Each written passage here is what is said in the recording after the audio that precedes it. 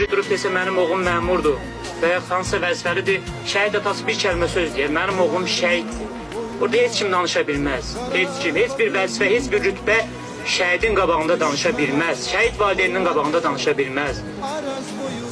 Bugün hamımızın qarşısında bir daha baş əyirəm. Allah'tan şəhidlərimizə, rəhmət, qazilərimizə şəfa diləyirəm. Şəhid ailələri, düzdür, sizə ağlama demək olmaz. Siz şəhid üçün ağlamırsınız, siz yoxluq üçün ağlayırsınız. Çünki böyütdüyünüz, boya başa çatdığınız övladlara düzgün yanınızda yoxdur. Onun üçün göz yaşlıyorsunuz. Yoxsa şəhidlik məqamı cənnət məqamı deməkdir. Ən böyük dərcə, ən böyük zirvə deməkdir. Onun üçün kim ağlayar ki? Bu dünya oyun oyuncaqdan başqa heç bir şey deyil. Bu dünyadan köçəndə şərəflə köçmək lazımdır. Qeyrətlə köçmək lazımdır. Bugün hər kəsin bir əcəli var. Bilmək olmaz bəlkə, buradan gedəcək, biz elə özümüz də başımıza bir iş gələcək. Amma əsas odur ki, bu dünyadan belə kötəsən, şəhid adıyla kötəsən.